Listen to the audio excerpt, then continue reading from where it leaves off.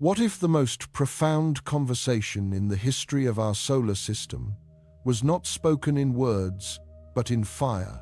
What if an act of celestial violence, an outburst of stellar rage so immense it defies human comprehension, was not a random tantrum, but a reply? We have always imagined our first contact with the cosmos as a deliberate signal, a structured message sent from an intelligence like our own. We search for patterns in the radio silence, hoping for a whisper from a distant water-bearing world. But perhaps we've been looking in the wrong place, listening for the wrong language. Perhaps the most startling interaction imaginable has already occurred, not with a manufactured probe or a friendly greeting, but between the colossal thermonuclear heart of our own system and a tiny frozen ghost from the interstellar darkness. This is a story about an impossible event. An event so statistically improbable, so contrary to our understanding of celestial mechanics, that it forces us to question the very nature of cause and effect in the universe. It is a cosmic detective story with two suspects. One, a star of unimaginable power, our Sunday. The other, a fragile visitor from beyond a comet named 3I, Atlas. And the scene of the crime, an empty stretch of space seared by a blast of energy that should never have been aimed with such terrifying precision.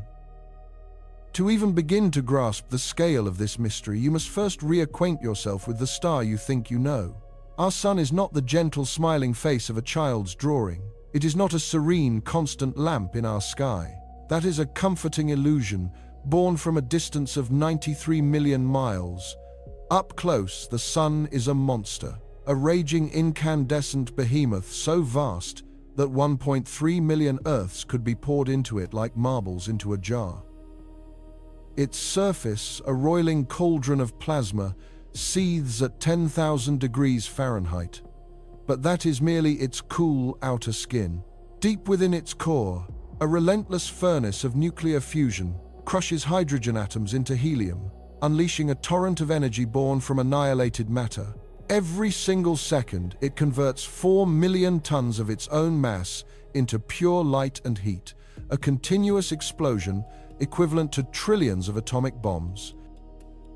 The energy it produces in a single moment outstrips all the power humanity has generated throughout its entire history.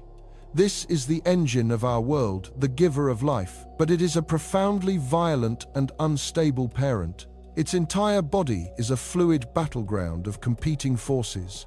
Great towers of superheated gas, each wider than our planet, rise and fall in a blistering convective rhythm.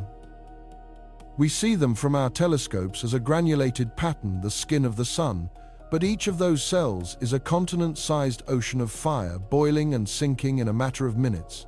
This perpetual turmoil tangles the sun's colossal magnetic field, a system of invisible forces so complex it makes Earth's own magnetic shield look like a simple bar magnet.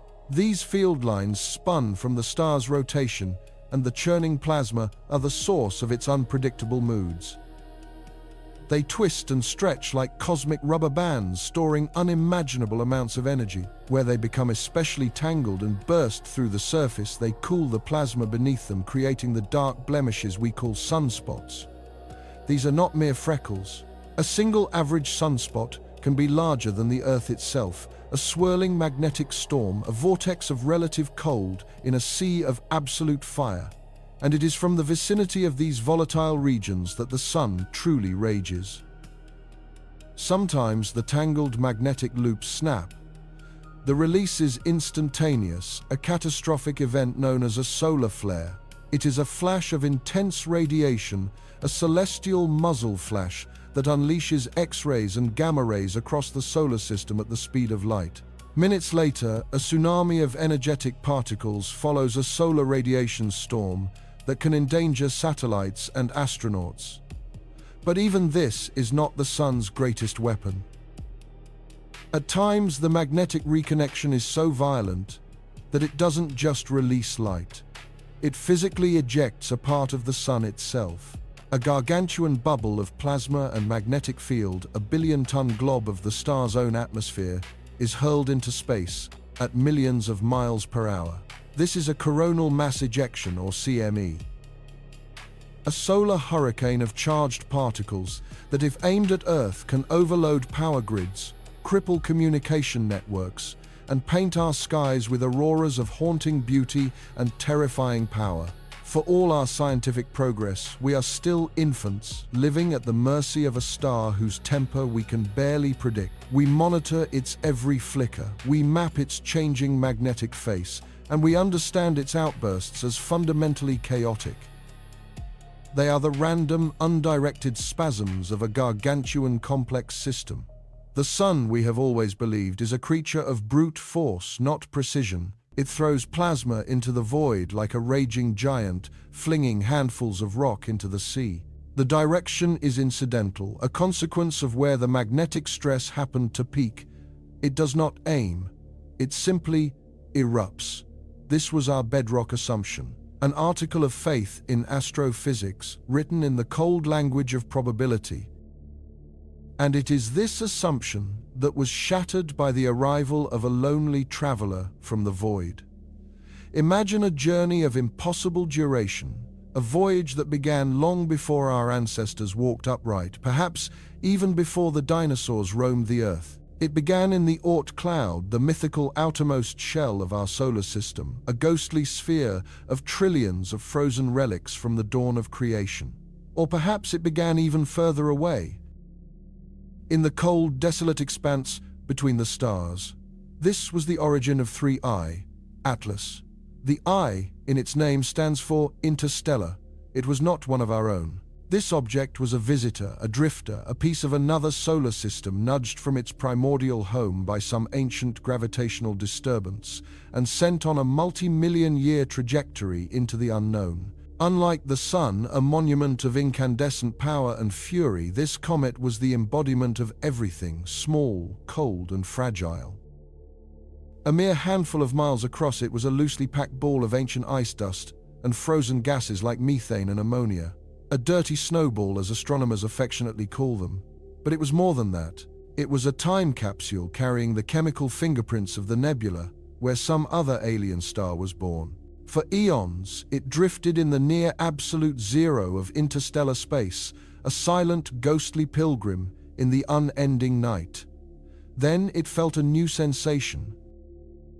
A whisper of gravity, faint but persistent, pulling it forward. It had stumbled into our sun's gravitational domain. Slowly at first, then accelerating over centuries, it began its final fatal plunge towards the heart of our system. We first caught a glimpse of it in December 2019, a faint fuzzy smudge on a telescopic survey image. Astronomers tracked its path, their calculations revealing a stunning truth. Its orbit was hyperbolic, a path not bound to our Sunday. It was moving too fast to be captured. It would make one pass a brief fiery greeting and then be flung back into the interstellar abyss, never to return. For the scientific community, it was a rare and precious opportunity, a chance to study a pristine sample from another star's nursery. As 3I, Atlas, drew closer, the sun's gentle warmth began to work on its frozen body. The ancient ices began to sublimate, turning directly into gas, shrouding the comet in a glowing coma, a temporary atmosphere of dust and vapor. A tail, pushed back by the solar wind, began to stream behind it, a delicate banner, millions of miles long. It was performing exactly as a comet should. It was a beautiful, predictable, and in the grand scheme of things, an utterly insignificant event. A cosmic gnat, flying past a celestial furnace. The comet's path would take it close to the sun, but not unusually so. It posed no threat. It carried no great significance beyond its alien origin. It was just another wanderer passing in the night. And then the impossible happened. On a particular day, as 3I, Atlas, was making its closest approach, the sun did something it had not done in years. On its Earth-facing side, a region of magnetic complexity, a sprawling sunspot group, had been crackling with minor flares for days. This was normal solar activity, the background static of a restless star. But as the comet sliced through the plane of the inner solar system, the character of this activity changed. Deep beneath the visible surface, magnetic field lines, twisted to an unbearable degree of tension, were preparing to break. Scientists watching in real time saw the warning signs: a surge in X-ray emissions, a flicker in the magnetic charts. They braced for a significant event, perhaps a strong M-class flare, or even a low-level X-class, the most powerful category of all.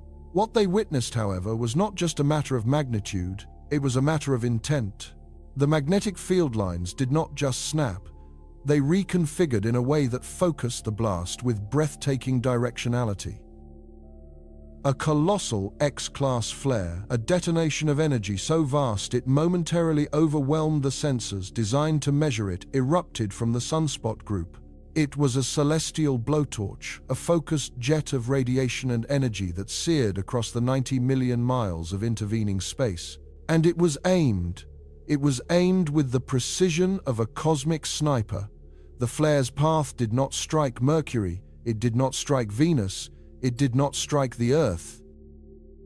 The cone of its most intense destructive energy, a beam of supercharged particles and hard radiation, intersected with a single tiny point in the vastness of our solar system. The exact future position of the interstellar comet 3I, Atlas. The sun had fired a cannon shot across its own kingdom, and the cannonball flew true, striking a target millions of times smaller than itself, a target that was for all intents and purposes a random speck of dust.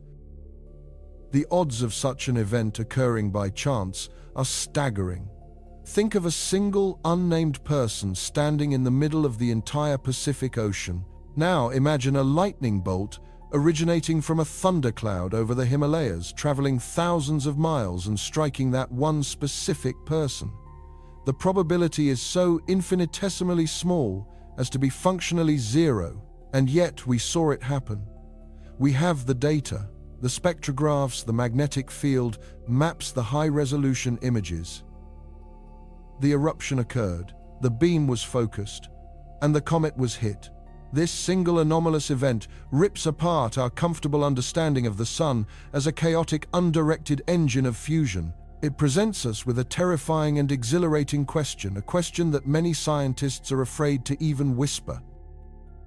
Could the comet have provoked the sun? Could this tiny frozen interloper, with its own weak magnetic field, its own trail of ionized gas, have somehow disturbed the sun's magnetic equilibrium? Could it have been the tripwire that sprung the sun's greatest trap? Or is the truth something even more profound, something that borders on the mystical? Was this an interaction, a reaction, a gargantuan stellar reflex arc, where the star felt an alien presence and responded with a focused blast of defensive fury? This documentary is a forensic investigation into that moment. We will journey with the world's leading solar physicists and planetary scientists as they dissect the data, challenge the models, and debate the radical possibilities. We will explore the strange physics of magnetic reconnection, the mysterious ways that plasma and magnetic fields can communicate over vast distances. We will ask a question that challenges the very boundary between physics and agency. Is it possible for a star to react? Did we just witness the solar system's immune system identifying and attacking a foreign body? The story of 3I, Atlas, and the sun is more than an astronomical curiosity. It is a stark reminder that the universe is not the predictable clockwork machine we once thought it to be. It is wild, it is mysterious, and it may be far more interconnected than we have ever dared to imagine. To begin to unravel this enigma, we must first journey deep inside the sun itself to understand the magnetic dragon that slumbers and sometimes awakens within. We must understand the rules of its chaotic behavior before we can truly appreciate the moment it appeared to break them. What if a conversation could take place without words, not between two beings, but between a star and a speck of dust from a distant, unknown shore? What if an ancient, frozen wanderer, a ghost from another sun's family, could say something to our star, And what if our star, in a flash of incandescent fury, answered back? This is not a story of intent or consciousness, but one of physics. So extreme, so beautifully violent, it mimics a dialogue, written in plasma and light. It is a story of an impossible encounter where the quiet passage of a forgotten relic through our celestial neighborhood may have provoked the sun into an act of cataclysmic rage, an outburst aimed directly at this phantom from the interstellar void. To understand the fury of the response, you must first understand the titan that was provoked. We think we know the Sunday. It is the serene golden disk in our sky, the steady heartbeat of our world, the gentle warmth on our skin. But this benevolent image is a profound deception, a comforting illusion maintained by 93 million miles of empty space. The truth is far more terrifying, far more magnificent. The sun you see from your garden is a mask. Beneath it lies a monster, a seething, churning ball of plasma, 1,000,000 times the size of Earth, so dense in its core that it crushes atoms together, forging light and life from the very furnace of creation. And this monster is alive with a power we are only just beginning to comprehend, a force that twists and snaps, that stores and then violently releases energy on a scale that dwarfs our human imagination. This force is magnetism. Our star is not a solid body, but a fluid sphere of electrically charged gas, a colossal dynamo spinning in the darkness. This motion, combined with the boiling convection that brings heat from the core to the surface, generates the most complex and powerful magnetic field in the solar system. It is not the simple, elegant dipole you remember from school science lessons with a clean north and south pole. Instead, the sun's magnetism is a tangled, chaotic web of immense energy loops, invisible serpents of force that writhe and squirm within its plasma. Because the sun's equator spins faster than its poles, these magnetic field lines, rooted deep within the star, are constantly being stretched, twisted, and sheared. Imagine taking thousands of elastic bands, anchoring them to a spinning ball, and then twisting that ball at different speeds. The bands would become hopelessly entangled, contorted into knots of stored kinetic energy. This is what happens to the sun over its 11-year cycle. The star's magnetic field becomes a gnarled, unstable mess. Sunspots, those dark blemishes on the solar face, are merely the visible symptoms of this deep magnetic turmoil. They are cooler regions where colossal magnetic loops, each one capable of swallowing the Earth whole, have burst through the surface. These are the barrels of a loaded gun, regions of immense magnetic stress, coiled springs of terrifying potential energy. And when that stored energy becomes too great, when the twisted lines of force can no longer bear the strain, they snap. The release is an event known as magnetic reconnection. Two oppositely directed magnetic loops are forced together by the churning plasma. For a moment they resist, then in a fraction of a second they break and reconfigure into a new, simpler, more relaxed state. The process is almost instantaneous, but the consequences are astronomical. The difference in energy between the tangled state and the relaxed state is unleashed upon the solar system in a blinding flash of radiation. This is a solar flare. It is a thunderclap of light, a celestial blowtorch that can heat the surrounding plasma to over 100 million degrees Celsius, far hotter than the sun's own core. This explosion accelerates particles, protons, and electrons to nearly the speed of light, blasting them outwards in a deadly storm. We classify these events on a scale of ascending power, A, B, C, M, and then X. An X-class flare is the apex predator of solar phenomena. Each step up the scale represents a tenfold increase in energy, and X-flares sit at the very top of this Richter scale for stellar tantrums. They are the grand detonations, the rarest and most violent outbursts our star is capable of producing. An X-class flare is not merely a flash of light, it is a fundamental restructuring of the sun's local environment. It is the star's raw fury made manifest, a wave of high-energy X-rays and gamma rays that travels at the speed of light, capable of reaching Earth in just over 8 minutes. It can trigger vast coronal mass ejections, shotgun blasts of over 1 billion tons of plasma hurled into space at millions of miles per hour. When aimed at Earth, these events can overload power grids, obliterate satellites, endanger astronauts, and disrupt all our communications. They are a stark, humbling reminder that our technological civilization exists precariously, entirely at the mercy of our star's turbulent moods. For years, we studied these flares, believing them to be internal, self-contained processes, the inevitable consequence of the sun's own magnetic cycle. They were the star, talking to itself. We had no reason to believe anything could influence this behavior from the outside. Nothing we thought could possibly provoke the Sunday. Then, on the 28th of December 2019, a ghost appeared in our sky.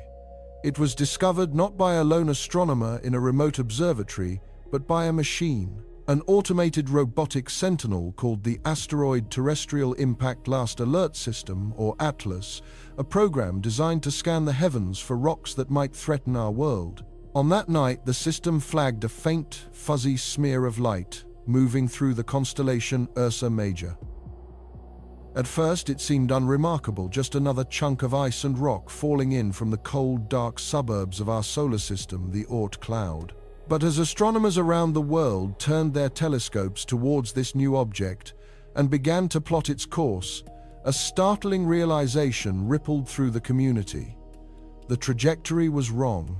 It was moving too fast, its path too steeply inclined. When they traced its journey backwards, past Jupiter, past Neptune, past the Kuiper Belt, they found that its path didn't originate within our solar system at all. It was a hyperbola, the distinct, open-ended track of an object that was not gravitationally bound to our Sunday. This faint smudge of light was a true alien. It had come from the interstellar deep, the vast cold emptiness between the stars. This was only the second such object ever detected a visitor from another unknown planetary system. It was designated 3I.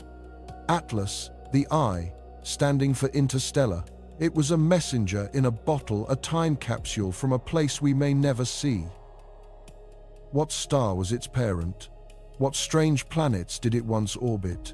Forged in a protoplanetary disk light years away, it had likely wandered the frozen desert of the Milky Way for millions, perhaps billions of years, a silent, cryogenic archive of the chemistry that existed around another sun.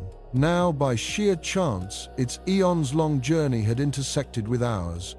We were about to get our first close-up look at a building block from an entirely different corner of the galaxy. The excitement was palpable. As 3I, Atlas ventured closer, it began to behave like a comet, but with its own peculiar accent. Warmed by the distant sun, its ices began to sublimate, blossoming into a vast, glowing atmosphere called a coma. This coma, strikingly, was a beautiful shade of green, the signature of diatomic carbon and cyanogen chemicals that fluoresced under the sun's ultraviolet radiation. For a time, it was a spectacular sight. Its brightness began to increase at an astonishing rate, far faster than any typical comet from our own Oort cloud.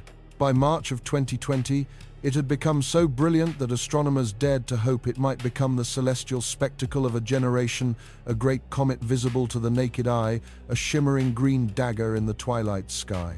Predictions suggested its brightness could rival that of the planet Venus. We were preparing for a breathtaking performance, a greeting from a traveler who had crossed the Gulf to visit us. We thought we were about to witness a triumphant arrival. We were wrong. We were about to witness a death. In late March, just as the anticipation was reaching its peak, something went wrong. The comet stopped brightening. Then it began to fade rapidly. The vibrant, condensed core of light, seen by telescopes, started to look elongated, fuzzy, and diffuse. Amateur and professional astronomers watched in a state of collective dismay as this promising interstellar guest, this unique emissary, simply began to fall apart. By early April, the Hubble Space Telescope was turned to investigate, and its vision confirmed our fears. 3I. Atlas was no longer a single object. It had shattered. Hubble's unblinking eye revealed not one but a cascade of smaller icy fragments, a funeral procession of celestial debris, each piece now following a slightly different path, like the scattered remnants of a shipwreck. The great interstellar comet was dead before it even reached its closest approach to the Sunday. The celestial show was cancelled, but in its place, a profound and captivating mystery was born. Why did it disintegrate so soon, so far from the Sun? Comets from our own solar system are hardy survivors. They are the grizzled veterans of solar encounters. Many have looped around the Sun dozens, even hundreds of times, their icy bodies baked and blasted by solar radiation at close range. Yet this interstellar newcomer, this alien artifact, proved to be extraordinarily fragile. It broke apart when it was still farther from the Sun than the Earth is, where the thermal stresses should have been manageable. What made it so delicate? The scientific community erupted with theories. Perhaps its journey through interstellar space had taken a toll we couldn't anticipate. For millions of years, it would have been bombarded by high-energy cosmic rays, which could have altered its internal structure, making the ice brittle and unstable. Another idea suggested that it was spinning itself to death. As the ices on its surface turned to gas, they would have acted like small jets, potentially causing the nucleus to rotate faster and faster until the centrifugal forces simply tore the fragile body apart like a spinning top made of loose gravel. But the most tantalizing possibility was that 3I, Atlas, was simply made of different stuff. The materials that formed in its home system, around its alien star, might have resulted in a comet with a fundamentally different composition, a more volatile and less cohesive structure than the comets we know. It might have been a cosmic snowflake, an airy agglomeration of ices barely held together, never intended to survive the journey into the warm heart of a star system. This fragile ghost was now a collection of ghosts, a flotilla of icy shards continuing its inexorable plunge towards the Sunday. Its story, we believed, was over. It had been a fascinating, if ultimately disappointing, visitor. A momentary puzzle that would soon burn away into nothing. So here were our two players set on a collision course of cosmic circumstance. On one side, the Sun, our star moving towards the peak of its magnetic cycle. Its internal dynamo was churning, its invisible field lines stretched to the breaking point, loaded with the energy of 1 billion hydrogen bombs, primed for detonation. On the other, the fragmented remains of 3I, Atlas. Not a single object anymore, but a diffuse cloud of interstellar dust and ice, the debris of a shattered messenger bleeding a trail of its alien chemistry into the vacuum of space. The laws of celestial mechanics dictated the rest. The cometary fragments, powerless to change their course, continued to fall inward their path, taking them directly across the face of the Sunday. They were on a trajectory to intersect a region of the solar corona teeming with magnetic instability. A silent, ancient relic, born in unimaginable distance, was about to drift through the most volatile and dangerous region of our solar system. The stage was set for an encounter between two forces of nature that had never before met. The dying whispers of a visitor from another star were about to cross paths with the sleeping fury of our own, and no one, absolutely no one, could have predicted what would happen next. And so, having weathered that initial impossible blast from our star, the ghost from the Oort cloud did not retreat. It did not falter. Instead, it plunged onward, a silent testament to forces we had yet to comprehend. Crossing the vast empty expanse that separates the orbits of Mars and Jupiter 3I, Atlas was now a true resident of the inner solar system, no longer a distant anomaly, but an imminent and deeply troubling presence. Its journey ceased to be a silent, predictable arc across the celestial tapestry. It became a frantic, erratic performance that defied our neatest models of cometary physics. The neat equations that had governed the wanderings of Halley and Hale-Bopp, predicting their brightness and behavior with comforting precision, simply broke when applied to this spectacular interloper. From observatories perched on remote Chilean mountains to automated sky surveys tirelessly scanning the heavens, the data streamed in, painting a portrait of profound instability. One week, the comet would flare to an astonishing brilliance, outshining planets and becoming a naked eye object for those with keen vision, a spectral smudge against the velvet of twilight. Then, just as abruptly, it would dim its light, choked off as if a colossal hand had drawn a shroud over its incandescent heart. These were not the gentle outgassing events we were accustomed to, the predictable puffs of sublimating ice that give comets their classic beauty. This was something more violent, more spasmodic. It behaved less like a melting snowball and more like a sputtering engine, one on the verge of either spectacular failure or an even more spectacular ignition. The tail, too, became a source of deepening consternation. A comet's tail should be a relatively simple affair, a dust tail, broad and curved, pushed by the gentle pressure of sunlight, and an ion tail, straight and blue, sculpted by the solar wind. Atlas, however, was painting with a far more chaotic brush.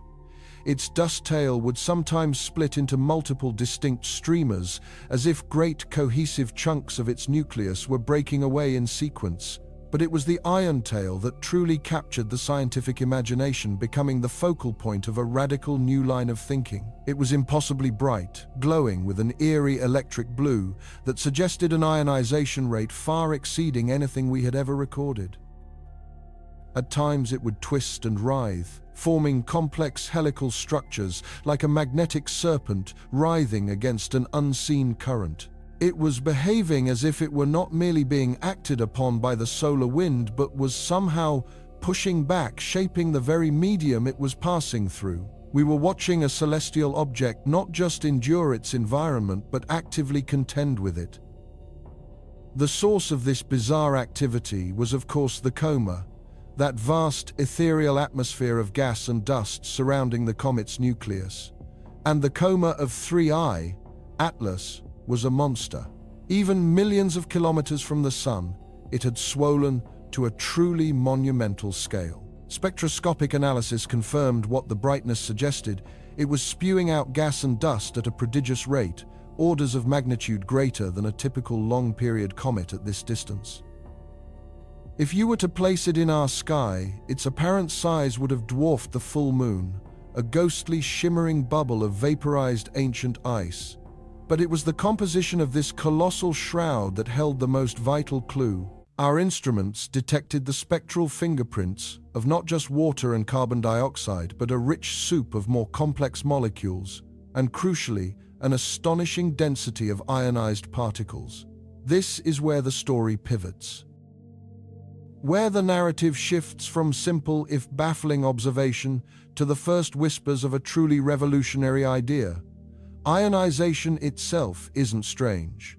The sun's ultraviolet radiation is a constant celestial blowtorch, energetic enough to strip electrons from the atoms in a comet's coma, creating a sea of positively charged ions and free electrons.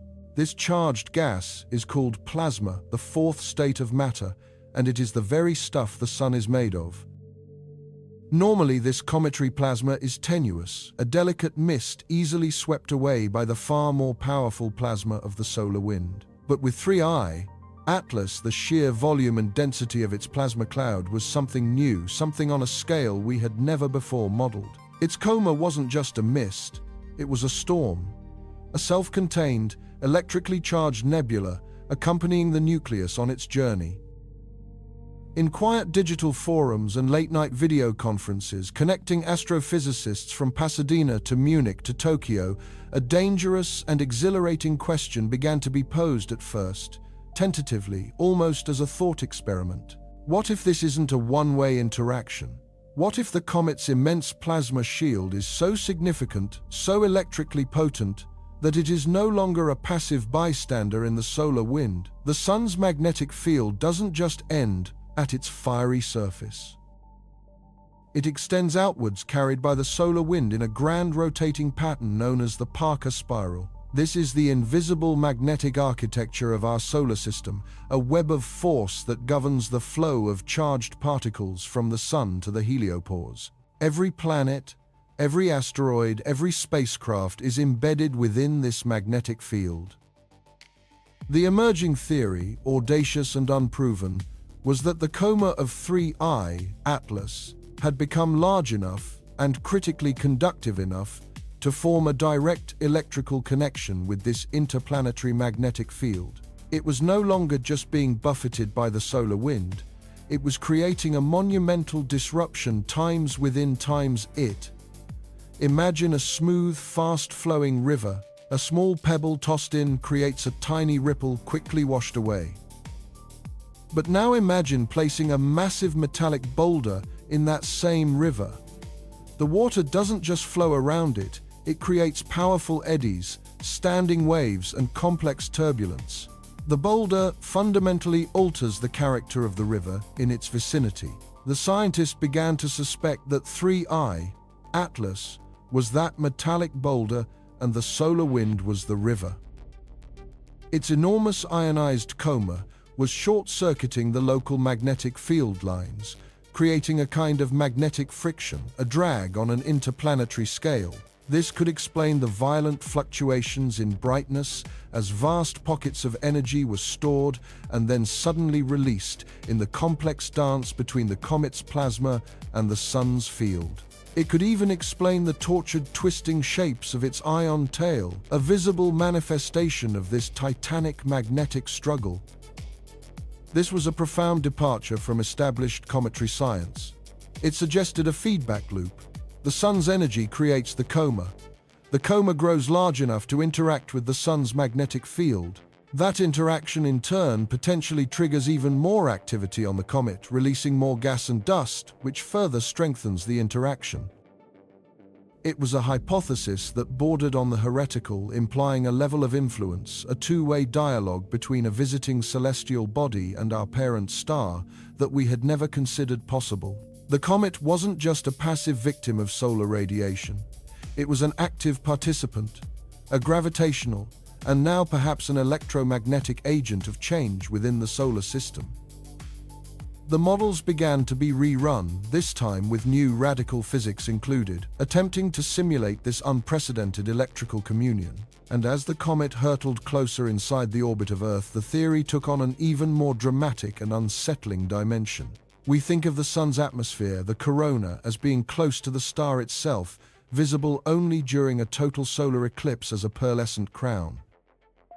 But in reality, its outermost, most tenuous layers stretch for millions of kilometers far beyond the star's visible surface. This is the true solar atmosphere, a region of incomprehensibly hot, thin plasma. The calculations were showing something that seemed at first to be an error. Given the colossal, still expanding size of the comet's plasma-rich coma 3I, Atlas wasn't just approaching the Sunday. In a very real sense, it was already touching it. Its outer atmospheric layers were beginning to merge with the sun's own corona. Long before its nucleus would face the furnace of perihelion, its vast electrified ghost was already making contact, dipping its ethereal fingers into the sun's outer atmosphere. This shifted the entire paradigm. The interaction was no longer remote, mediated by the solar wind over millions of kilometers. It was becoming direct physical contact. A whisper was becoming a conversation, and that conversation was now on the verge of becoming a shout. The tension in the scientific community became a palpable thing. Every new dataset from the flotilla of solar observatories, from the Solar Dynamics Observatory to the Parker Solar Probe itself, braving the heat to taste the solar wind firsthand, was scrutinized not just for what it said about the sun, but for what it might reveal about this extraordinary intruder. They were searching for the signature of this grand interaction, a flicker in the corona, an anomaly in the solar wind's composition, any sign that the sun itself was noticing the comet's approach in a way it had never noticed any visitor before. The question of that initial X-class flare, the event that started this whole saga, still hung in the air, officially dismissed as coincidence, but privately debated with renewed fervor. Could this nascent, long-distance connection have been the trigger? Could the comet, by disturbing the magnetic field lines that connect all the way back to the sun's surface, have created a subtle instability, a resonance that contributed to the eruption. The idea was outrageous, a violation of our understanding of scale and influence. It was like suggesting a single falling raindrop in the Pacific could trigger a hurricane in the Atlantic. And yet, here was 3I Atlas breaking every rule we thought we knew. Coincidence felt like an increasingly inadequate and almost unscientific explanation for the sheer strangeness of it all. The speculation once confined to the fringes was now being seriously modeled. The possibility of a quantifiable link, a cause and effect, had moved from the realm of science fiction into the stark, demanding arena of a testable, if still unproven, scientific hypothesis. Now there was only one place to find the answer.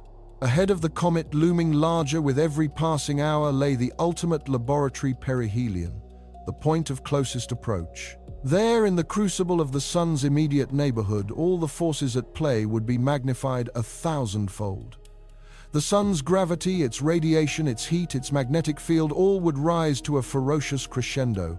The comet's tenuous connection would become a powerful, unbreakable bond.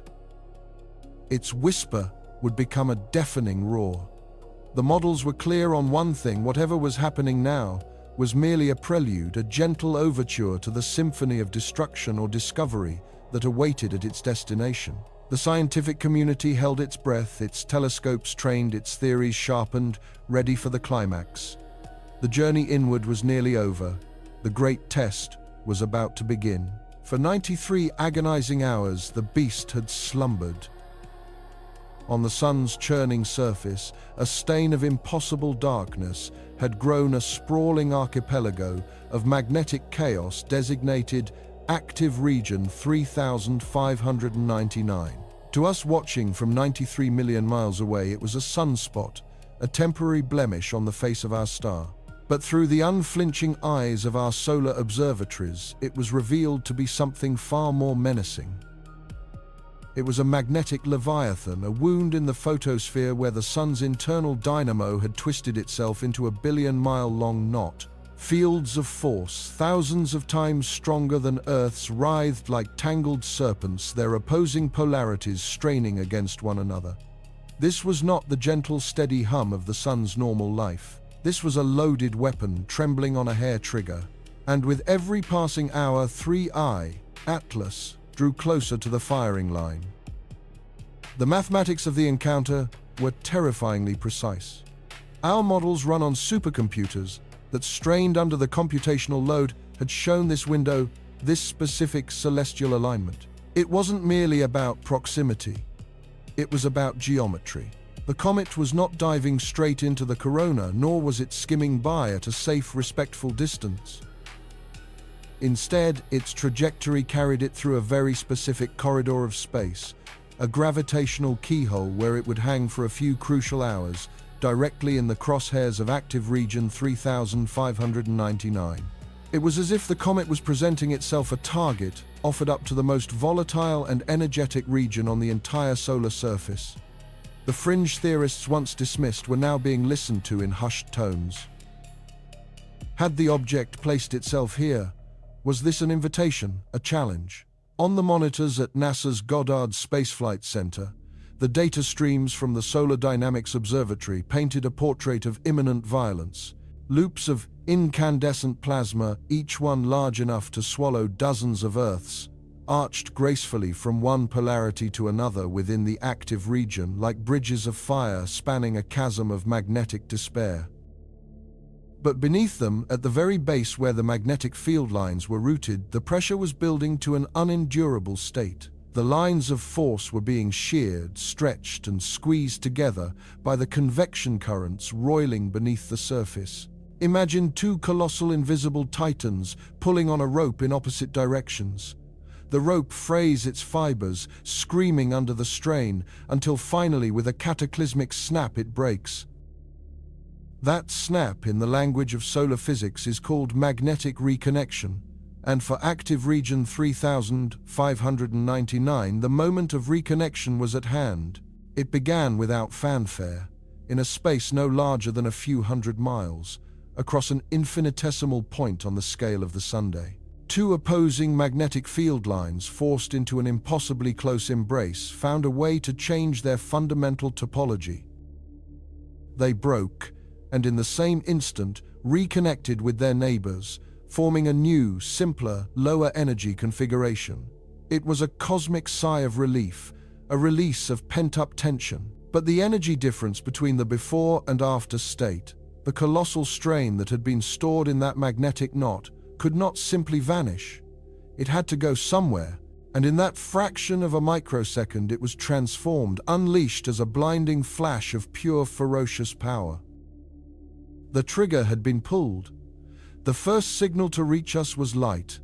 Traveling at its immutable speed, the electromagnetic burst crossed the gulf between the Sun and the Earth in a mere 8 minutes and 20 seconds. Our first warning was not a visual cue, but a scream of protest from our machines. On the GOES satellite network, sensors designed to monitor solar X-rays were instantly saturated, their graphs flatlining at the absolute maximum. The flare was officially designated X9. 3. A monster. One of the most powerful ever recorded in the history of solar observation. It was a blistering wave of gamma rays and X-rays, a celestial shout of pure, unadulterated power that washed over the inner solar system. Had it been aimed at Earth, it would have created a radio blackout on a planetary scale, crippled satellite communications, and potentially triggered cascading failures in our power grids. But this blast was not for us. Stunning visualizations reconstructed from the terabytes of data captured by SDO's multi-wavelength images allow us to witness the event as no human eye ever could.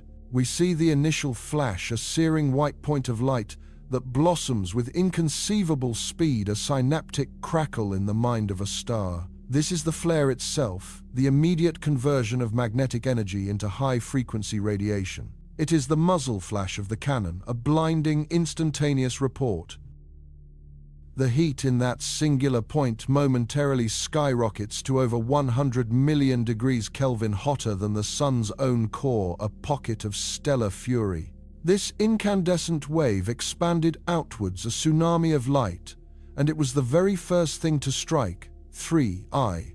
Atlas. For any natural comet, a bombardment of such intense X-rays would have been a catastrophic event, vaporizing its surface ices and potentially fracturing its nucleus. But the light was only the prelude. It was the herald of a far more substantial, far more destructive force that was following close behind. The true weapon was the plasma. As the magnetic field lines snapped and reconfigured themselves, they acted like a colossal cosmic slingshot. The plasma that had been trapped within those titanic magnetic loops, a diffuse cloud of protons, electrons, and helium nuclei, was suddenly and violently accelerated, hurled out into space. This was the coronal mass ejection, the CME. It was not light, it was matter. 1 billion tons of the sun itself torn from its surface and flung into the void at over 2 million miles per hour. Our virtual cameras, guided by the data pan, up from the flare site, we see a ghostly bubble of superheated gas begin to expand, rising through the diaphanous layers of the solar corona. It is a phantom limb of the sun detaching itself from its parent star, a cloud of incandescent fury on a voyage of its own. CMEs are a regular feature of solar activity. The sun produces them often. They expand from their source in a wide diffuse cone like the spray from a shotgun, their energy dissipating over vast areas. But this one was different. As the CME cleared the outer corona and became visible to the coronagraphs aboard the SOHO spacecraft, a chilling realization dawned in control rooms around the world. The cloud was not expanding in a wide, gentle cone. It was shockingly collimated. A narrow, focused, coherent stream of plasma. It was less like a shotgun blast and more like a sniper's bullet. The geometry was not just unlikely, it was statistically impossible. The narrow angle of the ejection, combined with its point of origin, meant that almost its entire kinetic and magnetic energy was directed along a single, terrifyingly precise vector. And at the very end of that vector, waiting silently, was the anomalous object 3I. Atlas. It was a shot across a cosmic firing range, and the target was painted. The provocation hypothesis, once a whisper in the halls of astronomy, now became the central, unavoidable question. Random chance could not explain this. Coincidence strained credulity to its breaking point. The sun had not merely erupted in the vicinity of the comet, it felt to everyone watching as though the sun had taken aim. The data was irrefutable, the trajectory undeniable. One of our lead heliophysicists, watching the propagation models render on a holographic display, could only mutter what everyone was thinking. It's like the star is trying to kill it. Now the wait began. The plasma cloud, though, moving at a blistering pace, was still matter. It could not travel at the speed of light. It had to cross the millions of miles of intervening space. For the scientists, these were the longest hours of their lives. Every instrument capable of observing the comet was locked onto it. The Hubble, the Webb, the largest ground-based telescopes, all of them stared unblinking at the tiny moving point of light, waiting for the moment of impact. We can visualize this journey, this inexorable advance. We fly alongside the CME, a turbulent, ethereal cloud of charged particles, its internal structure still seething with the captured magnetic fields of its birth. It is a ghost storm, sailing through the silent vacuum, a self-contained tempest of solar wind on steroids. The space around it is not truly empty. It is filled with the sun's ambient solar wind, a constant, gentle breeze of particles. But the CME plows through this medium like a battleship through a calm sea, creating a shockwave ahead of it, a bow wave of compressed plasma and magnetic fields. It is a predator, and its prey is now just minutes away. From the comet's perspective, the sun would have grown into a terrifying, overwhelming presence in its sky. But the true danger was invisible, a silent hurricane of magnetism and matter bearing down upon it. Then contact. The initial shock front of the CME, the compressed wall of the solar wind, is the first thing to arrive. It slams into the comet's own magnetic field, the shield that we had observed, the anomaly that should not have existed for an inert object. The impact is a visual explosion, not of fire, but of light and energy. Aurora-like curtains of shimmering energy, a billion times more intense than our own northern lights, would have erupted across the comet's metallic surface. The object's intrinsic field, powerful as it was, bends and groans under the assault, a shield buckling under an impossibly powerful blow. But this is only the vanguard. Seconds later, the main body of the CME arrives. 1 billion tons of solar plasma engulfs the tiny object completely. It is like a rowboat being swallowed by a tidal wave. We are no longer observing a simple interaction. We are witnessing a drowning. The comet is now inside the sun, or at least a detached piece of it. It is bathed in temperatures of millions of degrees, subjected to magnetic stresses that could tear apart a planet. The sheer kinetic force of the plasma acts like a celestial sandblaster, stripping away anything not bound by the most fundamental forces. The visualizations based on the frantic torrent of incoming data are breathtaking, apocalyptic. We see the comet's magnetosphere, which had held for a moment, suddenly collapse. It snaps back, wrapping around the object like a torn cloak in a hurricane. The CME's magnetic field lines carried along with the plasma drape over the comet, merging with its own, injecting unimaginable amounts of electrical energy directly into its core structure. The comet begins to glow. On Earth, the moment of impact was unmistakable. Astronomers watched in stunned silence as the light curve from 3I Atlas, which had been perfectly stable for months, suddenly went wild. Its brightness surged not by a little, but by a factor of thousands.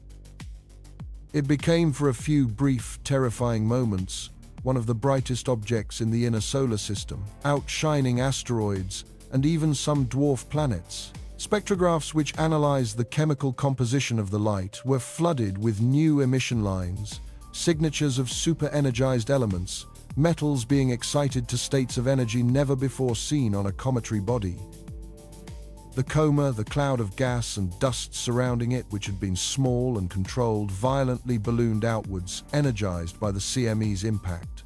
The tail, once a single faint streamer, bifurcated, then trifurcated, becoming a magnificent complex fan of incandescent material pushed away not by gentle sunlight but by a celestial blowtorch. The evidence was absolute. The hit was a direct one. The solar flare, the impossible targeted shot across the void, had found its mark. The provocation had been met with a response of overwhelming planetary-scale force.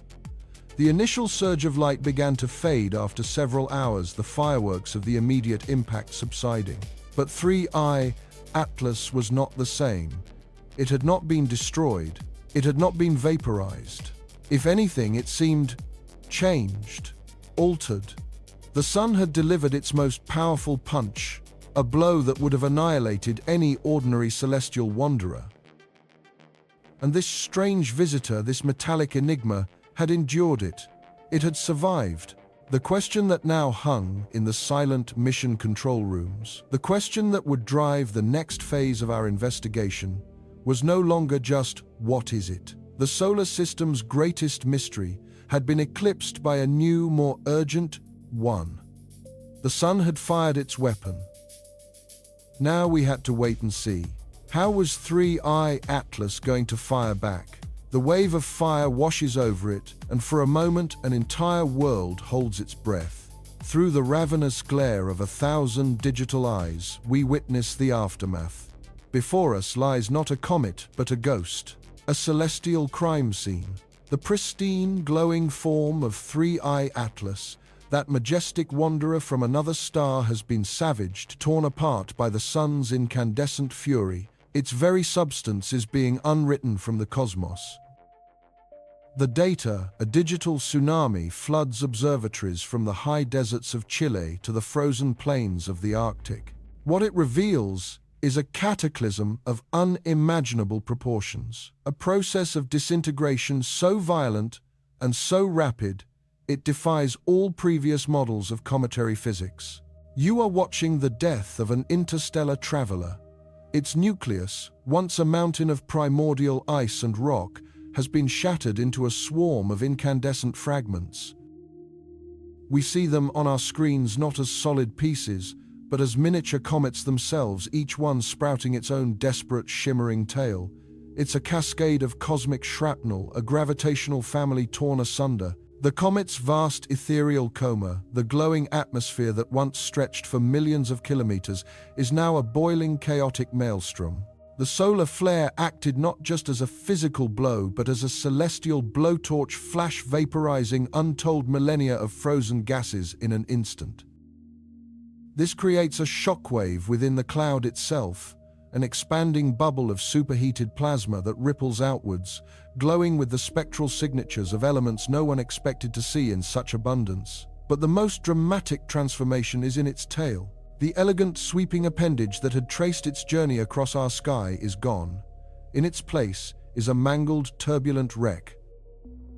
The flare's embedded magnetic field, a billion-ton magnetic fist, slammed into the comet's own delicate magnetosphere, twisting it, shredding it, and snapping the ion tail completely from its anchor.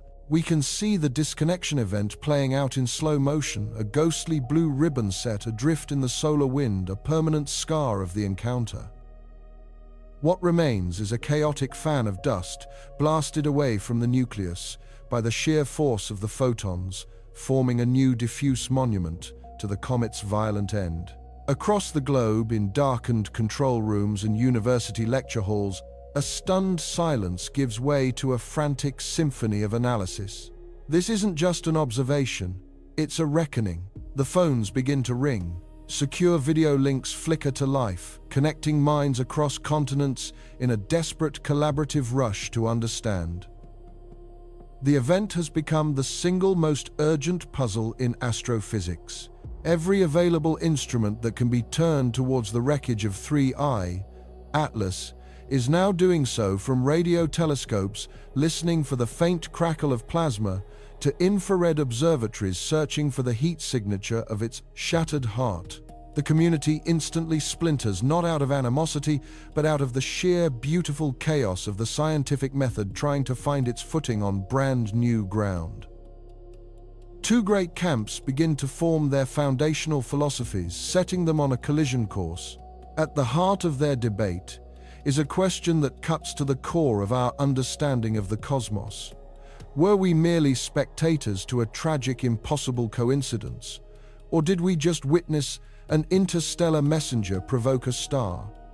The first camp, grounded in caution and statistical probability, argues for coincidence. This is the null hypothesis, the baseline of scientific reasoning.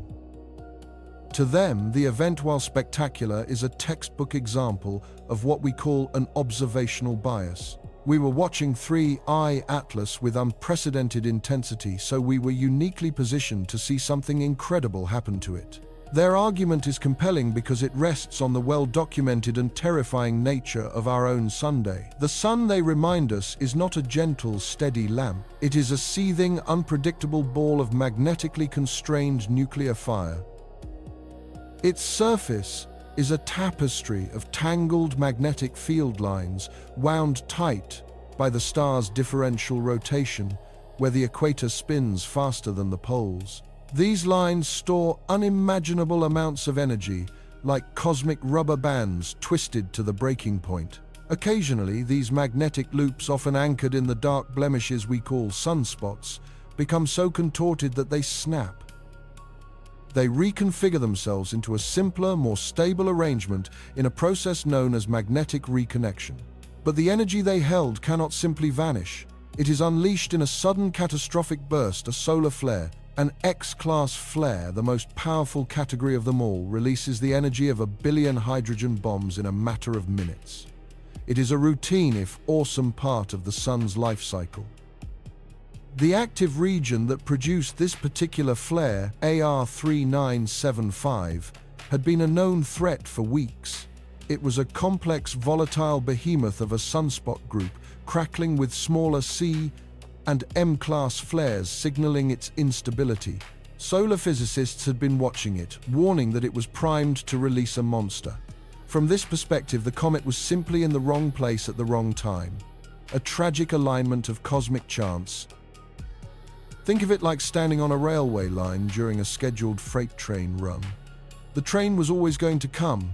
Your presence on the track was the variable, the terrible coincidence. Proponents of this view run the numbers, and the numbers are sobering. The sun unleashes dozens of X-class flares during its 11-year solar cycle. Comets, especially those making their first and only pass through the inner solar system, are notoriously fragile. A direct hit from such a blast would be catastrophic for any comet, let alone one already under immense thermal and gravitational stress from its proximity to the Sunday. They argue that to suggest the comet times caused times the flare is to assign agency to an object that is, for all intents and purposes, a passive, dirty snowball. It's to mistake correlation for causation, a cardinal sin in science. The sun, they contend, needed no invitation. Its own internal dynamics were the author of this event. The comet was just the unfortunate victim, its dramatic demise, simply the result of its unlucky front-row seat to the sun's regularly scheduled violence. It's the simplest explanation. And in science, the simplest explanation, as Occam's razor teaches us, is often the correct one. It's logical, it's statistically sound, and it requires no new physics. And yet, for a growing number of scientists, it feels profoundly, disturbingly incomplete. This is where the second camp emerges from the speculative frontiers of astrophysics and plasma physics. They are the provocateurs, the ones willing to ask a more unsettling question. What if the comet wasn't just a victim? What if it was the trigger? This idea, which would have been dismissed as science fiction just weeks ago, is now being debated with fierce seriousness in the highest echelons of science. Their argument begins with the fundamental, undeniable strangeness of 3I, Atlas itself. This was no ordinary comet born of our own solar system's familiar nursery. It was an immigrant from the interstellar deep, a piece of another solar system entirely. We had already seen hints in its spectral signature that its composition was different, higher concentrations of certain heavy elements, strange organic molecules, and an isotopic ratio of nitrogen that marked it as definitively alien. Could this unique, exotic composition have been the key? As the comet neared the Sun, it wasn't just shedding water ice. It was vaporizing these strange materials, seeding its colossal coma with a unique cocktail of charged particles. This wasn't just a cloud of gas, it was an enormous electrically active environment, a bubble of alien plasma, millions of kilometers wide, interacting with the solar wind. The provocation theory hinges on this interaction. The Sun's magnetic field doesn't just stop at its surface, it extends far out into space, a vast, invisible web known as the heliosphere. The powerful magnetic loops anchored in AR 3975 were not isolated structures. They were part of this immense system stretching out, interacting with the interplanetary medium. The theorists propose that the comet, with its vast and uniquely conductive plasma cloud, didn't just passively fly through this magnetic field, it actively disturbed it. Imagine a tightly stretched guitar string vibrating with stored energy. Now imagine bringing a powerful tuning fork close to it. If the tuning fork vibrates at just the right frequency, it can cause the guitar string to resonate, to vibrate sympathetically, perhaps violently enough to snap. The comet, with its immense electrically charged coma, could have acted as a cosmic tuning fork. As it passed over the already unstable magnetic architecture of AR 3975, its own magnetic field and plasma cloud could have introduced a perturbation, a resonance, a tiny external push on a system that was already on the verge of collapse. The comet didn't need to provide the energy for the flare. The Sun had already done that, storing it for weeks in its twisted magnetic fields. The comet perhaps just provided the final fatal nudge. It was the whisper that started an avalanche. This idea is radical, but it isn't without precedent. We know that planetary magnetospheres like Jupiter's can trigger plasma events and auroras on a massive scale. The concept of an external body influencing a star's magnetosphere is at the very edge of our understanding, but it is not physically impossible. One of the most compelling mechanisms being explored is that the comet's coma acted as a kind of magnetic tripwire. As it plowed through the Sun's extended magnetic field, it could have created a path of enhanced electrical conductivity, directly linking two points of opposite magnetic polarity in the active region below.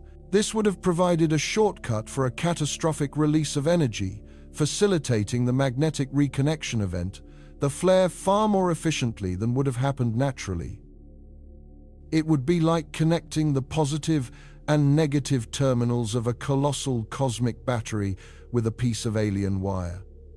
The resulting short circuit would be an X-class flare. The debate rages, fueled by caffeine and the ceaseless stream of new data from the comet's death rattle. The coincidence camp points to the lack of a definitive smoking gun, a clear signal of the comet's influence in the moments before the flare erupted. They demand a model that can be replicated, a chain of physical causation that is irrefutable. Without it, they argue the provocation theory remains a fascinating but unsubstantiated fantasy. The provocation camp, in turn, points to the sheer unnerving precision of the event. The flare didn't just happen while the comet was nearby. It erupted from the specific active region the comet was flying directly over. It fired not in a random direction, but on a trajectory that intersected the comet with impossible accuracy. And the timing, the eruption, occurred precisely as the comet crossed a critical point in the Sun's complex magnetic topology, a point where models suggested the overlying magnetic canopy was at its weakest and most susceptible to prime outside influence. To the coincidence camp, this is all just luck, a 1 in a trillion shot that we were lucky enough to witness. But to the other side, it feels like something more. It feels like intention. Not the intention of a thinking being, but the intention of physics, the inevitable result of a unique cause meeting a unique effect. The timing is too perfect, the aim too true. To them, calling it a coincidence is an abdication of curiosity. It's like finding a footprint on a remote beach and declaring it was made by the wind. It's possible, but it ignores the far more compelling evidence of a visitor. The struggle to answer this question pushes our science, our technology, and our imagination to their absolute limits. We are sifting through the ashes of an interstellar messenger, searching for clues to a cosmic mystery that has shaken our perception of the sun and its place in the galaxy. But as the initial flood of analysis begins to settle, a new and far more complex problem arises. Certain details buried deep within the terabytes of data refuse to fit either narrative. The initial burst of energy from the flare, the very first photons to leave the sun, contained a strange, almost coherent modulation in their frequency, a pulse that is not characteristic of a natural reconnection event. Furthermore, radio telescopes tracking the comet's remains are picking up an anomalous signal from the expanding debris cloud. It's a faint repeating cyclotron radiation, the kind of signal produced when charged particles spiral around magnetic field lines. But the magnetic field required to produce this specific signal is far stronger and more organized than anything that should exist in the chaotic wreckage of a dead comet. These new complications satisfy no one. They undermine the elegant simplicity of the coincidence theory, suggesting a process more ordered and complex than random chance.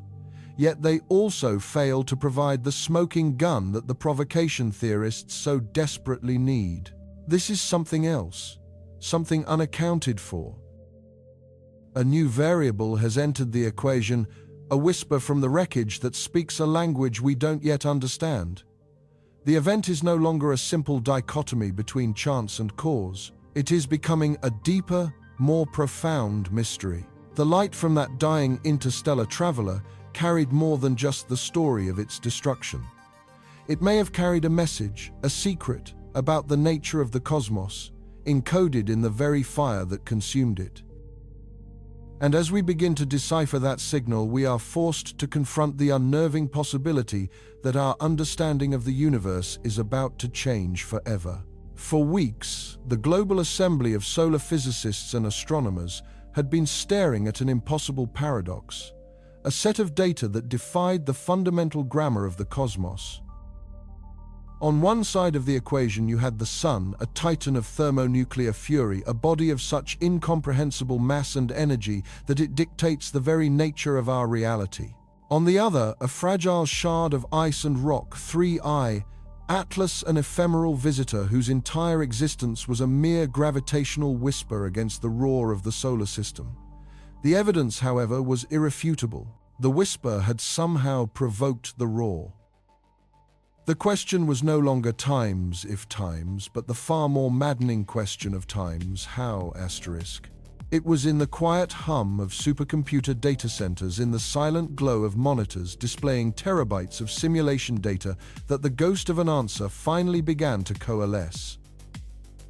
The deadlock of confusion was about to break, not with a single triumphant discovery, but with the slow, inexorable convergence of dozens of independent lines of inquiry, all pointing toward one astonishing, elegant, and terrifying mechanism.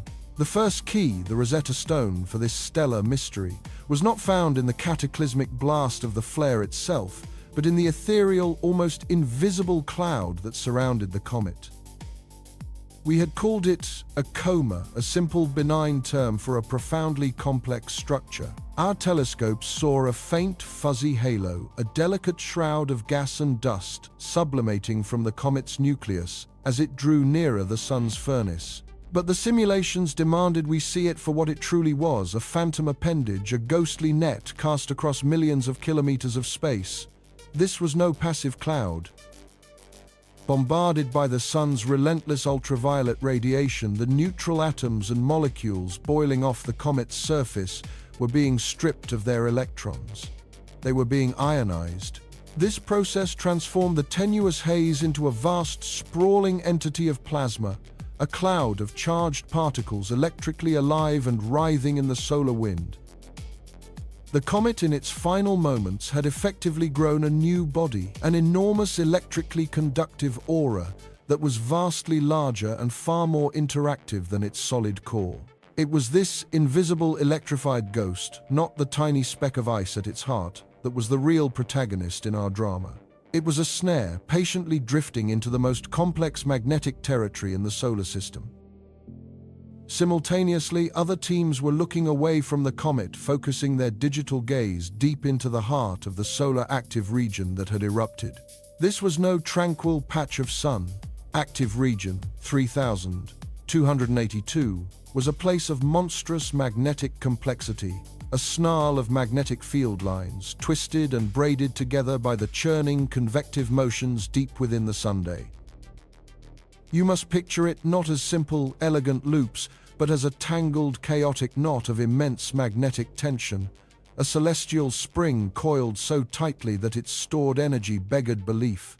Some of these magnetic loops, thousands of times larger than our own planet, arced high into the corona-connecting regions of opposite magnetic polarity.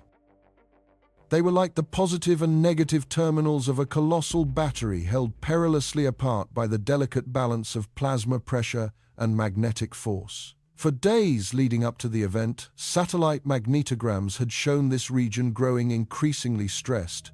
It was building towards a natural breaking point, an instability that might have eventually resulted in a flare on its own terms, perhaps in a week or a day or an hour, but it was not left to its own devices.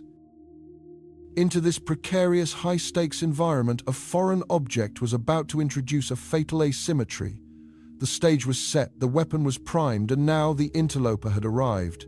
The moment of revelation, when it came, was a symphony of interconnected physics playing out across screens, in Boulder, in Brussels, in Tokyo. The teams modeling the comet's plasma tail and the teams modeling the sun's coronal magnetism finally merged their data, and the picture that emerged was breathtaking. 3I Atlas was not merely flying times, near times the sun's magnetic field. It was flying times through times it. Those colossal overarching magnetic loops that defined active region 3282 were not confined to the sun's lower atmosphere. They extended like invisible cathedrals of force, millions of kilometers into space, deep into the path of the incoming comet. As the comet's enormous ionized coma began to intersect one of these titanic magnetic arches, it ceased to be a passive observer. It became a conductor. It became a bridge. A ghostly million-kilometer-long wire of charged particles was now draped across a stupendously powerful magnetic circuit. The comet's plasma, tenuous as it was, provided a new, unexpected pathway for electrical current to flow, and in doing so, it began to subtly but critically deform the shape of the magnetic field it was passing through.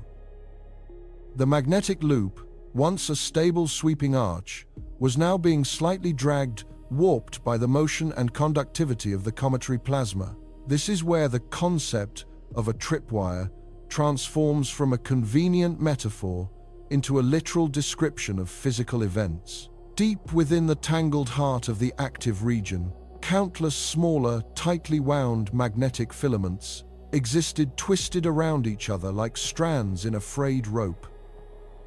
Many of these filaments holding opposite magnetic polarities lay in dangerously close proximity, insulated from one another only by the thinnest buffer of solar plasma. They were stable, but only just. The simulations then revealed the final, fatal step. The subtle warping of the giant overlying magnetic arch by the comet's passage was just enough to nudge the architecture below.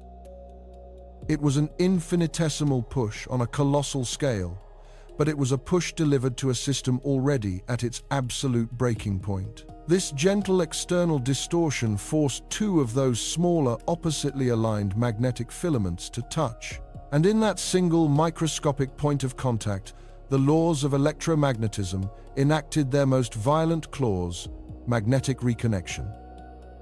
What you are seeing on this screen is the culmination of 100,000 hours of processing time, the ghost in the machine, revealing the sun's secret. Watch. The green lines represent the comet's ionized gas, a spectral trail moving left to right. The red and blue lines are the sun's magnetic field, a dense forest of opposing polarities. As the comet's trail drapes across a large red arch, notice the slight sag it creates. Now look deep below that sag at the two smaller filaments, one red, one blue, that have been pushed into contact. A spark appears. That spark is the short circuit. The magnetic field lines at that point of contact instantly snap and reconfigure like two stretched rubber bands, breaking and reforming into a new lower energy state. The energy they once held in their tension cannot be destroyed. It is instead explosively converted into heat and light, and the kinetic energy of accelerated particles. This initial reconnection, this tiny spark, was the tripwire being sprung. But it didn't end there. The collapse of that first small magnetic structure unleashed a shockwave, a pulse of energy that slammed into the neighboring filaments. This disturbance triggered a second larger reconnection event right next to the first. This in turn triggered a third and a fourth, each one more powerful than the last. A catastrophic chain reaction had begun. We were witnessing a magnetic avalanche, a domino effect cascading through the entire unstable region in a fraction of a second. The tiny, localized short circuit, caused by the comet's ghostly touch, had initiated the wholesale, violent reconfiguration of the entire active region's magnetic architecture. The stored energy of days, equivalent to billions of hydrogen bombs, was unleashed in a blinding, ferocious eruption of radiation. The X-class flare was born. The comet had not attacked the sun with any force of its own. It hadn't delivered a kinetic blow or a blast of energy. It had simply, and with exquisitely bad timing, offered a path of least resistance. It had been the final, delicate touch that caused a mountain of magnetic stress to come crashing down. This was the solution to the paradox. The immense disparity in scale between the sun and the comet was not a contradiction.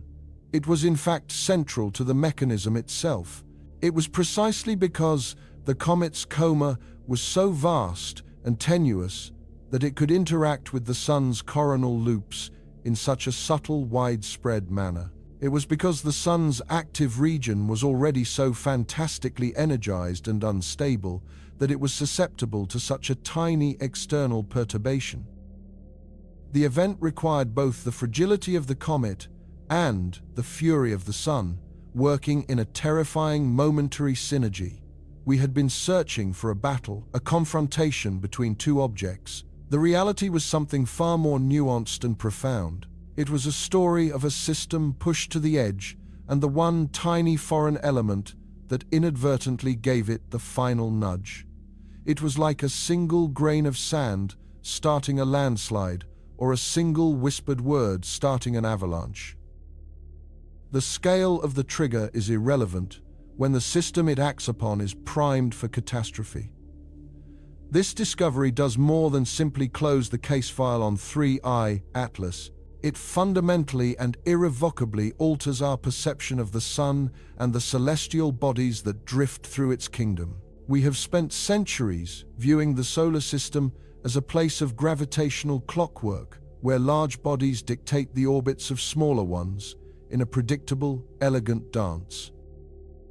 We now understand that there is another layer of interaction, a hidden web of magnetic and electrical influence that can connect the largest and smallest of objects in startlingly direct ways. The space between the planets is not empty. It is a dynamic medium filled with the sun's magnetic breath and fields of influence. We have learned that comets are not just passive snowballs, but active electrical agents capable of interacting with their stellar environment on a level we never before imagined. They are not merely subject to the sun's power. They can, under the right and terrifyingly precise circumstances, become an agent in unleashing it. The implications ripple outwards far beyond our own star. Every star, with a magnetic field and a supply of comets or asteroids, is a potential stage for this same drama to unfold. We look at distant exoplanets orbiting other suns, and we wonder about their habitability. We calculate the star's energy output, its flare activity, trying to determine if life could survive on the worlds around it. Now we must add a new, wildly unpredictable variable to that equation, the star's cometary traffic. Could a sudden, unexpected flare triggered by a passing icy wanderer be the event that strips an atmosphere from an otherwise promising world? Could this mechanism be a common agent of planetary change, a hidden sculptor of galactic disbegend? Environments operating silently across the cosmos. The ghost of 3I Atlas has left us with an answer, but in doing so, it has opened a Pandora's box of new and unsettling questions. We have solved the immediate crime, but in the process we have discovered a cosmic secret, a hidden connection between the small and the great that forces us to look at every star, every comet, and the very space between them with a new, profound sense of awe and a deep, unsettling humility. We thought we were watching a simple flyby. We now realize we were witnessing the discovery of a whole new chapter in the rules of the universe. And so the fire falls silent. The echo of a star's fury, provoked by the ghost of another, fades into the vast quiet of interplanetary space. We have just borne witness to a cosmic dialogue we never knew was possible, a conversation written in plasma and magnetism across millions of kilometers of void. The light from that titanic explosion, that X-class flare born of an impossible interaction, continues its journey outward, carrying the story of 3I Atlas past the orbits of Mars, Jupiter, and beyond. It will travel for 10,000 years before it even leaves our own galaxy, a testament to the moment a tiny frozen wanderer from the interstellar dark reached out and awakened the sleeping giant at the heart of our solar system. We began this journey by tracking a faint smudge of light, an anomaly distinguished from the countless other comets only by its exotic trajectory and its unique chemical fingerprint. It was a messenger from an unknown stellar neighborhood, a time capsule carrying the primordial dust of a place we may never see. We watched, captivated, as it drew closer, its alien composition puzzling our finest minds. The strange isotopic ratios, the unexpectedly potent magnetic field coiled within its nucleus, these were the early whispers of the storm to come. We saw them as curiosities, academic footnotes in the story of a visitor just passing through. We had no framework, no precedent for what they truly represented. They were the components of a celestial key, perfectly shaped to fit a lock buried deep within the sun's own magnetic architecture, a lock we never even knew existed. Our understanding of the sun was that of a solitary monarch, its moods and tempers governed by immense internal forces. Its behavior, we believed, was a monologue. We built our models on this fundamental assumption, charting the slow, inexorable cycles of its own dynamo, the twisting and snapping of magnetic field lines born from the churn of its own core. An incoming comet, even an interstellar one, was supposed to be a spectator, a passive victim to the sun's overwhelming power, destined to be vaporized, its dust scattered to the solar wind, its memory erased. But 3I Atlas refused to follow that script. It was not a victim. As we watched its approach, we saw the sun itself begin to change in ways our models could not predict. We saw the subtle, localized warping of the corona, the agitated dance of plasma loops mirroring the comet's path, the growing resonance between the traveler's small but potent magnetic field and the colossal flux ropes simmering just beneath the photosphere.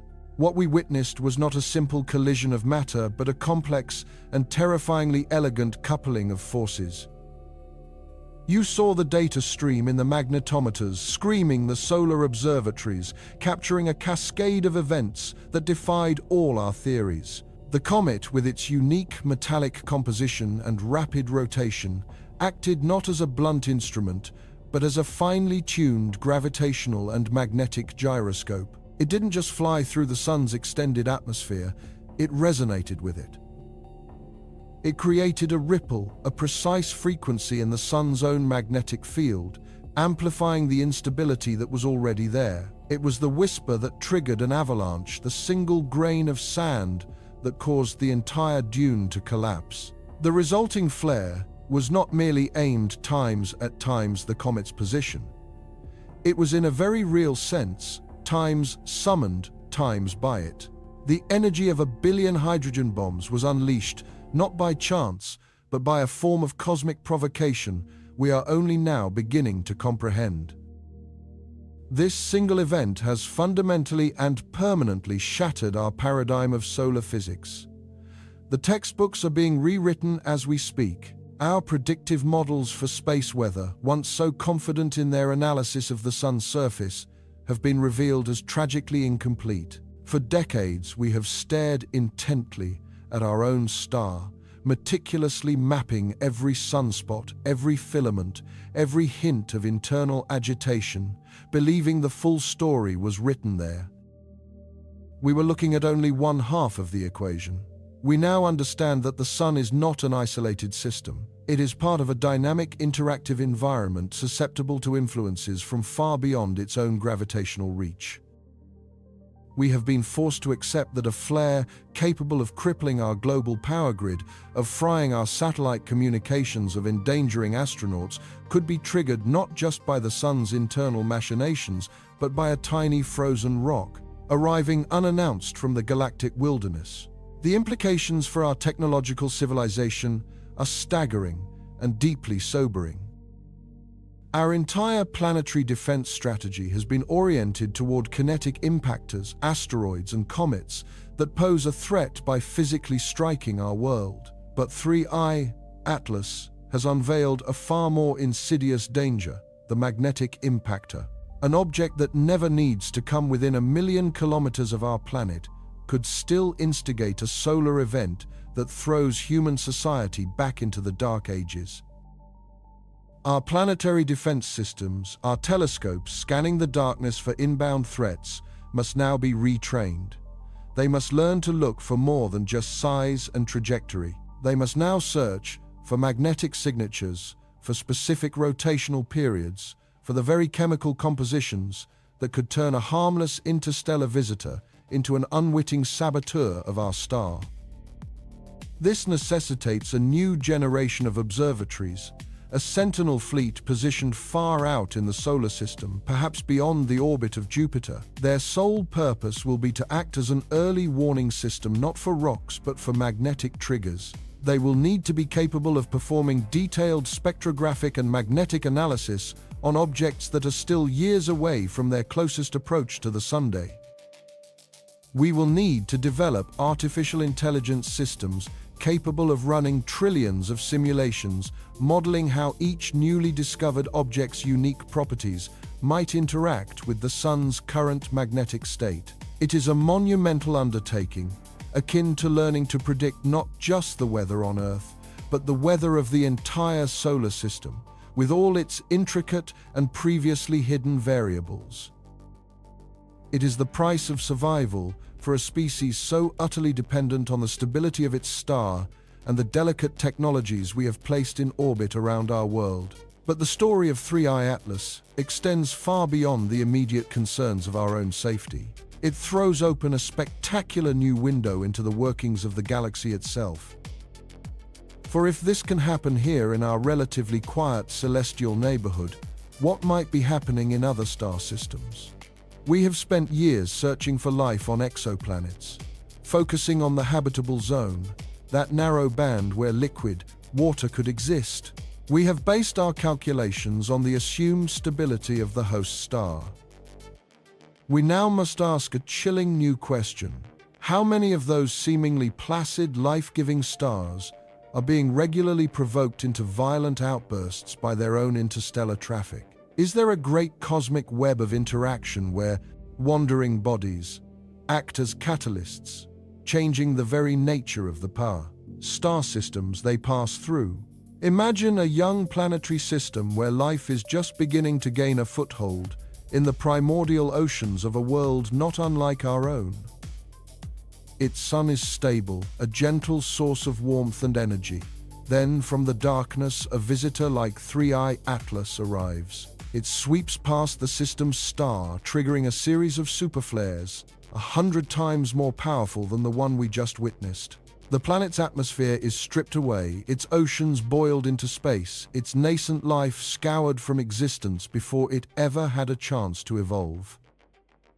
This tiny interstellar traveler, in its silent, unknowing passage, has performed an act of cosmic sterilization. How many potential cradles of life across the galaxy have been snuffed out in this exact manner? It's a sobering thought, adding a new and terrifying variable to the Drake equation, the famous formula used to estimate the number of intelligent civilizations in the Milky Way. Yet there is another, more tantalizing possibility. Could this mechanism also work in reverse? In a process we can barely imagine, could an interstellar object carrying a unique chemical or magnetic payload trigger a solar event that actually times benefits, times a developing world, perhaps a star, flare, precisely modulated by a comet's passage, could enrich a planet's upper atmosphere with the complex organic molecules necessary for life? Perhaps a powerful solar wind event could clear away a thick primordial haze, allowing sunlight to reach the surface for the first time. It pushes the boundaries of speculation, but the core lesson of 3I, Atlas, is that the universe is more interconnected than we ever dared to believe. These wanderers are not just passive debris. They could be galactic pollinators carrying not life itself, but the seeds of chemical and energetic change, agents of transformation that shape the destiny of worlds in ways both creative and destructive. We are forced to see the cosmos not as a collection of isolated islands, but as a single, sprawling ecosystem. Stars and the comets that orbit them are not entirely separate. They are bound in a delicate dance. And the interstellar travelers are the wild cards, the unpredictable vectors that introduce new information, new energy, and new possibilities into these systems. Our own solar system's history must now be re-examined through this lens. The Great Bombardment, the sudden shifts in planetary orbits, the unexplained chemical signatures in ancient meteorites, we have always sought answers from within our own system's history.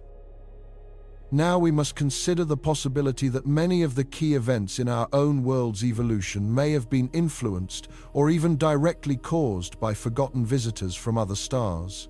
We are perhaps the descendants of a billion cosmic accidents, a chain of events shaped as much by the galaxy's itinerant wanderers as by our own sun's evolution. And so we are left here beneath the quiet glow of a sun that seems unchanged, yet is now revealed to us in a completely new light. It is not merely our star, it is an instrument waiting to be played. For millennia we have looked up at the stars and seen ourselves as observers, tiny and insignificant, watching a grand indifferent spectacle from the cheap seats. We were the audience, and the cosmos was the stage. The story of 3I, Atlas, has forever inverted that relationship. It has shown us that in this universe there are no cheap seats, there are no passive observers. Everything from the most massive star to the smallest grain of interstellar dust is a participant. Every object carries with it a potential influence, a capacity to interact, to change, and to be changed in return. The lines have been blurred. The comet was not just a piece of debris falling into a star. It was a catalyst meeting a reactor. It was a question posed to the sun, and the X-class flare was the sun's thunderous, undeniable answer. We have learned that the vacuum of space is not empty, but is instead charged with potential, a medium through which influence can be exerted across unimaginable distances. We have learned that to truly understand our place in the universe, we must look not only at the grand objects, but at the subtle connections between them. The real magic of the cosmos lies not in the things themselves, but in the intricate, invisible web of forces that binds them all together into a single, breathtakingly complex symphony. As you look up into the night sky, you are looking into an arena of active and constant conversation. The universe is not silent. It is speaking in a language of gravity and light, of magnetism and matter. And for the first time, thanks to a small, frozen traveler from a distant, unknown star, we have finally learned how to listen. The great journey of discovery is not about finding answers, but about discovering ever deeper, more profound questions. And the question 3 Atlas leaves us with is the most profound of all. What else is possible in this grand, interconnected, and utterly magnificent cosmos? What other secrets are waiting in the dark, carried on the wings of silent messengers, ready to awaken the fire of the stars? The story is not over, it has just begun.